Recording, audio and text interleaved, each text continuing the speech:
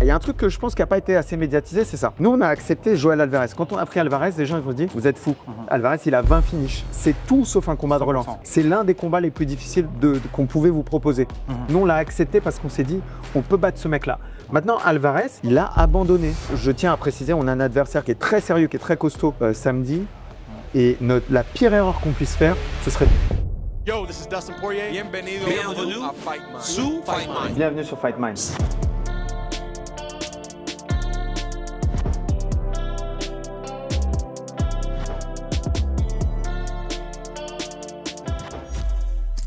Nico, je suis très content de t'avoir ici. J'ai insisté parce que c'est un combat super important pour toi et je pense qu'on va apprendre beaucoup de cette interview. Je voulais savoir, je pensais te poser plein de questions par rapport à Alvarez, combat, etc. Et au final, cette semaine, il y a tout qui change. Est-ce que tu peux me parler de ton état d'esprit? Comment ça se passe? Explique-nous un petit peu. Ouais, bah écoute, dans la nuit de samedi à dimanche, on apprend que finalement Alvarez est out.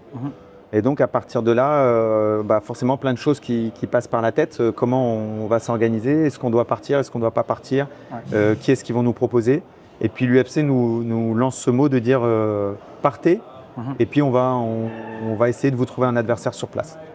Donc on part, j'arrive à l'aéroport, j'ai des noms qui sont évoqués par des managers, par des amis qui habitent au Québec. C'est ça. Mais pas de réponse encore de l'UFC. Et puis au bout d'un moment, on reçoit un mail de l'UFC avec des propositions. Et donc à partir de ce moment-là, on s'attelle et on essaie de regarder qui est-ce qui nous propose, quels sont les palmarès, quel est le combat le plus intéressant pour le public qu'on puisse proposer. Et puis là, il faut faire un choix et puis on fait ce choix de choisir Propelec. Donc tu reçois les noms. Ouais. Est-ce que toi, tu dis, OK, j'ai un certain temps pour pouvoir analyser les combats, regarder les combattants, ou c'est juste au feeling et de dire non, écoute, voilà, je connais à peu près Kyle, parce que là c'est Kyle en l'occurrence, mais comment est-ce que ça se passe? Est-ce que, en plus il y a le décalage horaire, tu dois parler avec Guillaume qui j'imagine qui est toujours en Europe. C'est ça. Donc tu dois essayer de prendre une décision, comment ça se passe? En fait, quand j'arrive à l'aéroport, il n'y a pas de réponse pour l'instant, il n'y a pas de truc et j'ai juste, je te dis, ses contacts, ses managers, ses amis qui m'envoient des noms et donc je commence à jeter un coup d'œil à des noms, mais un petit peu discrètement, tu vois, sans montrer à Benoît pour pas lui mettre un stress pour rien, tu vas essayer de faire pare-feu sur la situation. De faire le général et qu'il fasse de faire le général, oui, exactement. Et quand on arrive à l'hôtel, là, je commence à avoir une proposition de Guillaume. Okay. Et donc, ce qui te rassure, j'imagine, à partir du moment où... Ce qui me rassure, parce qu'on peut commencer à travailler sur quelque chose. C'est ça. À partir de là, je sors le PC, puis je me pose, je commence à regarder, puis j'invite l'équipe. Benoît, il est encore dans la chambre. J'invite Chris Saboka, j'invite Johan à regarder avec moi. On commence à regarder les prospects qui sont là. Et puis, il y a Benoît qui nous rejoint au Starbucks. Il dit, ah les gars, qu'est-ce qui se passe? Et je lui dis, écoute, je le mets dans la confidence et je lui dis, voilà ce qu'ils nous ont proposé sur le plan local. Ils nous ont proposé tel mec, c'est un prospect. Il a 9-1 et tel mec, c'est un vétéran. Comme j'aime à plaisanter, une sorte de Michael Lebou local. Donc un mec avec un palmarès très solide, très dur à finir. Il n'a pas été fini depuis 2013. 2013 contre Kevin Lee. Il gagne ses 3 derniers combats par KO au premier round. Donc un gros striker. Et tout de suite, Benoît, il me dit, attends, quand on commence à regarder les vidéos du prospect, il me dit, non, c'est pas possible, je peux pas affronter ce mec-là, je rendrai pas hommage à mon public qui paye, qui est venu voir un combat valeureux. Alors attention, hein, on parle d'un mec que l'UFC est prêt à signer. C'est pas nous qui proposons des noms. C'est ça. Mais Benoît, quand on regarde, quand on détaille le palmarès et le niveau d'adversité du mec, il dit, c'est pas possible, moi, pour moi, c'est pas assez fort en face. Je serais pas fier et je trouve que c'est même désobligeant vis-à-vis de mon public de faire ça. Et donc il dit je veux cet adversaire et il a même une forme d'inquiétude au premier abord en disant je veux m'assurer que ce soit quelqu'un d'assez bon, d'assez valeureux en face. Et on commence à regarder son combat contre Norvin Taleb, il fait la décision, on regarde d'autres combats, on voit les KO et tout, il dit attends ouais ok c'est solide, c'est un adversaire à prendre très au sérieux, ok je suis ok pour l'accepter. Là tu passes un grand droitier, un petit gaucher, un qui est excellent au sol et l'autre qui est plus un striker. Qu'est-ce qui se passe? Parce que ça doit être un peu frustrant même pour toi. On parle beaucoup de Benoît, on a déjà eu l'interview avec lui, mais plus pour toi dans le sens de dire j'ai voulu montrer ce que c'est que la stratégie et de pouvoir montrer le travail qu'on fait. Et au final, toute cette valorisation, le travail qui a été fait en amont, pas qu'il passe à la poubelle parce qu'il y a eu d'autres préparations, il y a eu des sparring, etc. Mais là, tu passes à quelqu'un de différent, tu as moins la chance de pouvoir exprimer tout ça. Est-ce que tu sens que il va y avoir une grosse différence? Est-ce que ça va vraiment jouer? Comment est-ce que tu sens tout ça? En réalité, il y a beaucoup de points communs entre les deux. C'est-à-dire que malgré tout, il a un bon sol avec des soumissions par J et par triangle, ce qui était un point fort d'Alvarez. Il a un bon striking, ce qui était un point fort d'Alvarez. Donc droitier-gaucher, effectivement, ça change, la taille, ça change. Ouais. Mais il y a des similitudes. Et puis, il ne faut pas oublier que dans un game plan, on s'appuie aussi beaucoup sur les forces de Benoît. Et ça, les forces de Benoît, elles restent similaires. C'est ça. Donc, l'idée, hier, c'était de tester. Tu sais, c'est toujours, on met en place des hypothèses sur les stratégies. Ouais. Et puis ensuite, on a été dans un gym hier. J'ai pris le rôle de l'adversaire de Benoît. Donc, je me suis mis en gaucher. Et j'ai travaillé avec mon crochet du bras avant, mon direct du bras arrière, mon high kick de la jambe arrière. Et donc, on a travaillé, puis on a testé des choses. Et puis, on a vu ce qui fonctionnait, les ajustements à faire. On va le faire encore ce soir. Et puis ensuite, on se concentrera sur le cut. Beaucoup de personnes ont eu un stress, le mot est un peu trop grand, mais de se dire, voilà, on a un Benoît qui est instinctif de manière générale et un Nicolas qui est extrêmement cérébral. Et que l'un puisse en fait gommer l'autre. Et moi, quand j'entends ça, au contraire, ça me rassure. Je me dis non, les forces de Benoît, elles sont toujours là.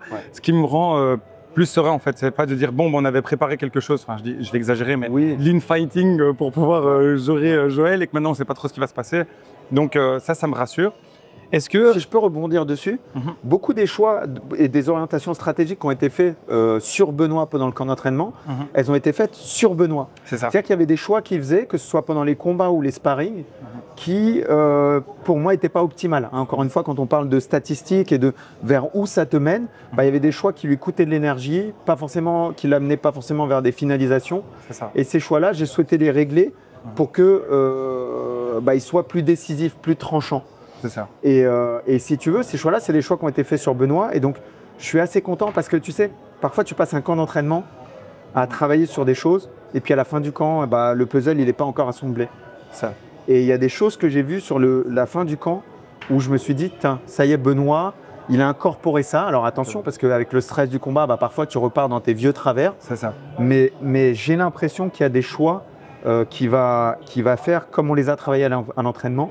Et ces choix-là, vraiment, ils changent la dynamique du combat. Et quand Benoît il fait ses choix, je peux te garantir que c'est très compliqué de traiter avec Benoît quand il fait ses choix. C'est ça.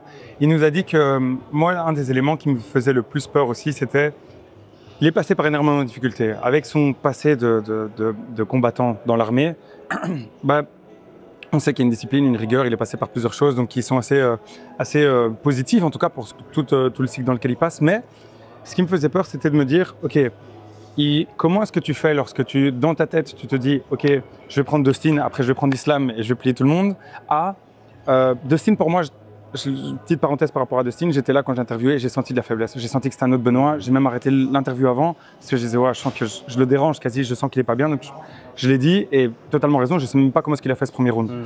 Donc je pense qu'il n'y avait pas de leçon par rapport à ça, mais par rapport au deuxième, Renato qui normalement n'est pas du même calibre que le top 10, etc., de se prendre ça, c'est là où je me dis, il y a un retour à la réalité en se disant, il a dû faire des changements, prendre un général et tout ce qu'on veut, mais mentalement, il y a ce petit truc où tu dis comment est-ce que tu remets quelqu'un en confiance et c'est ça toute la difficulté.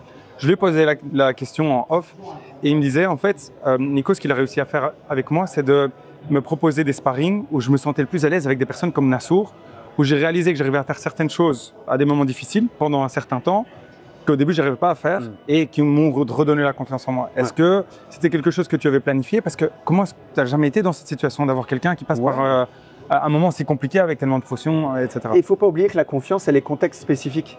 Elle est spécifique à un contexte. Donc nous, comment tu crées la confiance? Tu crées la confiance avec du travail.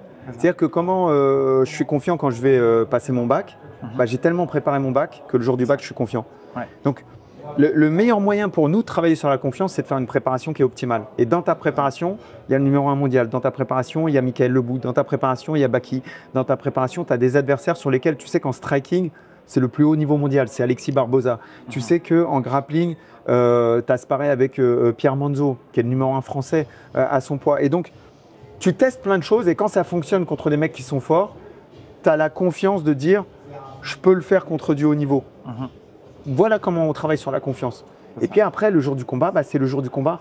Je pense qu'il y a un moment, tu sais, quand tu achètes une chaîne IFI, tu veux la tester. Et donc, tu mets le son très très fort. Puis après, tu dis, wow, putain, j'ai mis trop fort. Donc, tu mets très bas. Et puis après, tu la mets au milieu. Tu vois, tu règles, tu trouves le juste milieu. Je pense qu'avec Dustin, le volume était peut-être un peu trop fort. avec Moïcano, le volume était peut-être un peu trop bas. On va monter le volume. On va le mettre au juste milieu, au juste endroit, mettre de l'intensité quand il faut mettre de l'intensité. Et je pense que si le volume est au bon endroit, Benoît, il va briller. Ici, cette interview, pour moi, ce qui était intéressant, c'était de mettre la lumière sur un coach. Parce que souvent, on montre les combattants, etc. Mais je me suis posé la question en te voyant, on te voit que ce que tu dois faire aussi, les interviews, la pression que tu dois avoir aussi, spécialement dans ce moment. Est-ce qu'il y a une partie que vous essayez de travailler, cette partie mentale, qui m'inquiète toujours parce que d'autres sports ont tellement de choses qui te permettent de pouvoir avoir une structure qui t'aide tant physiquement, mais aussi mentalement. Ouais. Et tout ce stress, toute cette pression, etc., est-ce que vous travaillez dessus aussi ou comment ça se passe? Écoute, on a du côté de Benoît, lui il a un préparateur mental avec lequel il travaille depuis des années, avec lequel il fait beaucoup de travail de visualisation. Moi j'aime beaucoup la visualisation. Ouais. Et moi parfois je donne des consignes à Benoît. Je lui dis, tu vois ça, j'aimerais bien que tu passes une demi-heure par jour, tous les jours cette semaine, j'appelle ça reconstruire le puzzle. C'est-à-dire que le chemin de victoire, il soit très très clair dans ta tête, de manière à ce qu'on économise du temps au moment où tu vas exécuter physiquement les tâches. Ça. Donc en fait, tu visualises, ok, je mets le bras arrière, quand je mets le bras arrière, il fait ça, ou il fait ça, s'il fait ça, je fais ça, s'il fait ça, je fais ça. En fait, que tout le chemin soit très clair pour toi. Donc ça, c'est un travail qu'on fait.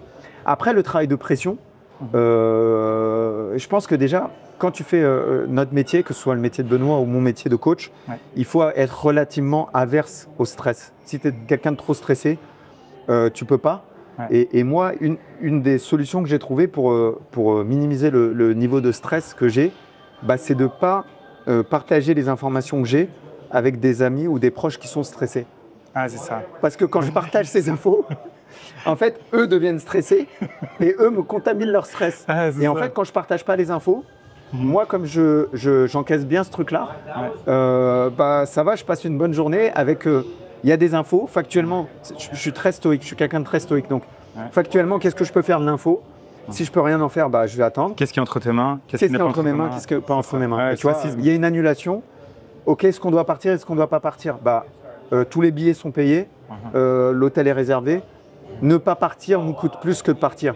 Donc, partons et puis voyons sur place ce qu'on va faire. Et puis, une fois qu'on arrive sur place, ok, on va attendre ce qu'on nous propose. Ah, on nous propose ça, on va regarder le truc. Et donc, finalement, en réfléchissant étape par étape, en n'étant pas pressé, en essayant de ne pas projeter ce qui va se passer ensuite et en travaillant sur ce qu'on contrôle, on gagne du temps, on gagne de l'énergie et on gagne un niveau de stress. Maintenant, il y a un stress, il y a une pression. Il faut l'accepter quand tu fais notre métier. C'est ça. Et puis, il faut accepter… il y a très longtemps, j'ai lu un livre d'Henri Play, qui était un maître d'arts martiaux, un livre qui s'appelle Chronique martiale. Et il disait, en fait, l'homme n'est accompli que lorsque il est égal face aux compliments et face à la critique. Et donc, je pense qu'à partir du moment où tu arrives à niveler le compliment, c'est-à-dire que quand on dit que tu es beau, tu captes que tu n'es pas si beau que ça. Et quand on dit que tu es moche, tu captes que tu n'es pas si moche que ça. Et tu arrives à niveler la critique. Si tu prends le compliment trop à cœur et que tu écoutes tout ce qu'on dit de bien sur toi, ça va être très dur le moment où on va dire du mal sur toi. Il y avait encore une autre question que je me posais, c'est à partir du moment où tu reçois les noms de tous les prospects et que tu vois dans la presse qu'il y a Gamrot, Rebeki, Rufi qui parlent, sans savoir si c'est oui ou non, est-ce que c'est des noms que tu considères réellement ou comment est-ce que… Ce que je veux dire par là, c'est que si tu proposes des Canadiens, peut-être que tu peux te dire, Benoît, il est dans un moment de relance, c'est peut-être positif de le mettre là-dessus, sans se dire que c'est un combat facile, un combat de relance. Ici, maintenant, clairement, Gamrot, etc., c'est pas des combats de relance. Donc, quand tu vois ces noms-là, qu'est-ce qui te vient à l'esprit? Déjà, que ce soit Gamrot, Rebeki, sont des lutteurs. Sont des lutteurs. Donc, quand tu prépares un lutteur d'une autre façon que tu prépares un striker. Là, on affronte un striker. On aurait préparé un lutteur. Le camp d'entraînement, il n'a rien à voir. Mais vraiment, strictement rien à voir.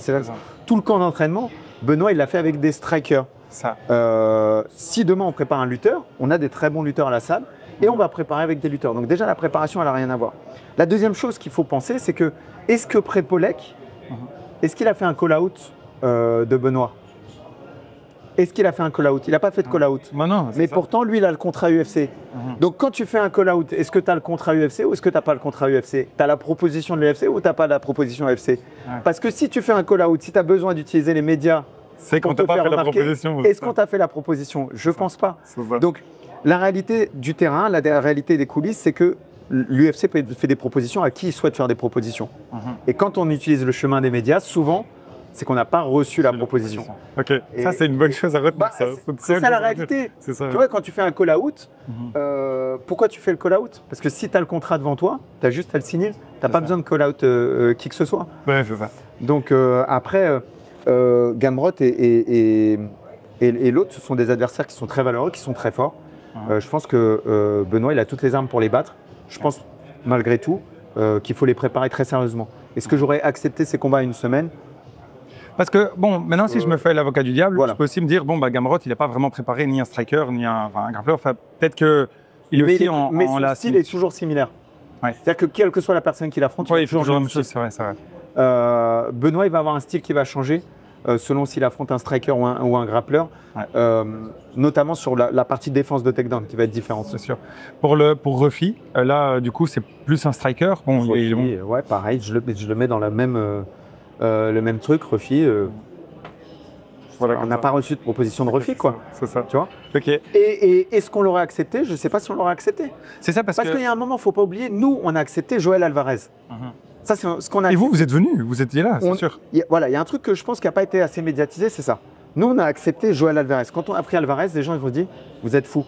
Alvarez, il a 20 finishes. C'est tout sauf un combat de relance. C'est l'un des combats les plus difficiles qu'on pouvait vous proposer. Nous, on l'a accepté parce qu'on s'est dit, on peut battre ce mec-là. Maintenant, Alvarez, il a abandonné. Il a fait forfait. C'est ça la réalité. Alvarez, il a dit une semaine avant, il ne s'est pas blessé samedi. Il ne s'est pas blessé samedi. Il a dit, vu le contexte, vu le poids que je fais, vu l'adversaire que je vais affronter et vu l'état de ma main, je préfère abandonner. On sait que tous les camps d'entraînement, il y a des blessures. Nassourdine Imavov, quand il a affronté Jan Heinisch à New York, il l'a fait, il revenait d'une main cassée. Ça. Le docteur lui dit, ne fais pas le combat. Alex Pereira, pareil, en étant malade, il vient, il a fait le combat avec son jab. Il a fait le combat avec son bras avant. Joël Alvarez, il a fait forfait. Il a dit, je ne veux pas affronter Benoît Saint-Denis dans ces conditions. Ok, il n'y a pas de souci. Mais nous, on a accepté, nous, on est venus. Toi, tu as dit, je fais forfait. Je considère que c'est trop dur pour moi. C'est ça. Pas de souci. La charge, elle ne vient pas de nous. Nous, on a accepté un combat. En fait, la lumière est sur vous parce que c'est vous qui devez accepter ou refuser des combats. Mais en fait, vous êtes venus et vous étiez là pour faire le reste. On voulait fighter et on voulait fighter quelqu'un de valeureux. C'est ça. Et je tiens à préciser, on a un adversaire qui est très sérieux, qui est très costaud samedi.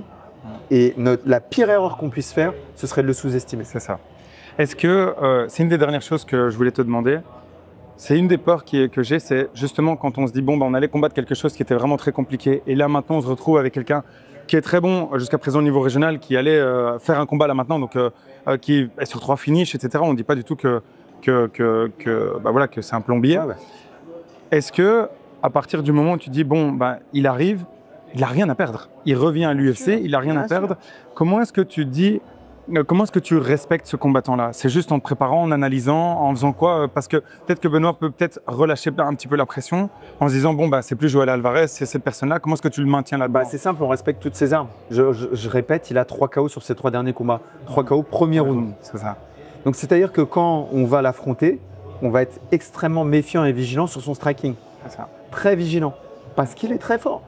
Donc nous, on va... Et de toute façon, tous les mecs que je prépare, j'imagine l'adversaire le plus fort possible. C'est-à-dire que quand on va affronter un striker, j'imagine que c'est le meilleur striker du monde. Quand on va affronter un lutteur, j'imagine que c'est le meilleur lutteur du monde. Et c'est comme ça qu'on prépare un combat. Parce que la réalité d'un combat, c'est que c'est dur. La réalité d'un combat, c'est que quand quelqu'un vient comme ça, il va être extrêmement déterminé. Et la réalité du combat, c'est qu'on n'a pas le droit à l'erreur et que cette erreur, elle coûte beaucoup. C'est-à-dire que si samedi soir, on s'incline contre Prepolek, ça nous coûte énormément. Et donc, on ne peut pas se permettre de s'incliner. C'est ça. Écoute, Nico, franchement, je suis tellement content. Merci à toi d'avoir pris le temps parce qu'on sait que c'est très stressant cette semaine. Donc, merci pour tout. Je ne sais pas si tu as un dernier mot que tu veux dire aux gens. Non, juste merci à tous ceux qui nous suivent et qui donnent la force et qui envoient tous ces messages qui sont bienveillants en permanence. C'est extrêmement satisfaisant. Donc, merci beaucoup. On est derrière toi. Merci beaucoup. Merci. Ciao, ciao. Merci à toi d'avoir regardé la vidéo jusqu'au bout. Nous sommes actuellement en train de réfléchir au futur projet Fight Minds. Ces projets nous motivent car ils permettront de se rencontrer en voyageant ensemble pour voir des UFC ou au travers de séminaires MMA. Pour cela, nous aimerions mieux connaître notre communauté. Nous t'invitons donc à répondre à un rapide questionnaire que tu trouveras en description de la vidéo. Nous en profitons pour rappeler que nous sommes ambassadeurs des marques Nutrimuscle et Oko. Cela signifie que si tu achètes chez eux en passant par nos liens, tu aides la chaîne à se développer. Nutrimuscle a une mission claire, rendre la nutrition sportive accessible en respectant les plus hauts critères de qualité. Chaque ingrédient est sélectionné pour préserver leur pureté et chaque produit se limite au minimum d'ingrédients nécessaires. Rejoins Morgan Charrière, Benoît Saint-Denis et Fight Minds dans la team Nutrimuscle en profitant d'une réduction via notre code promo NMA_FM5. Le lien vers leur site est en description de cette vidéo. Oko produit des gourdes filtrantes éco-responsables. Le filtre Oko traite l'eau pour la purifier et la rendre saine à la consommation. Les polluants, pesticides, métaux lourds, mauvaises bactéries et autres contaminants sont efficacement filtrés. La gourde Oko a un côté ultra pratique et aussi économe. On arrive à 10 centimes le litre d'eau, voire moins, grâce à notre code promo FMOKO qui offre 10% de réduction.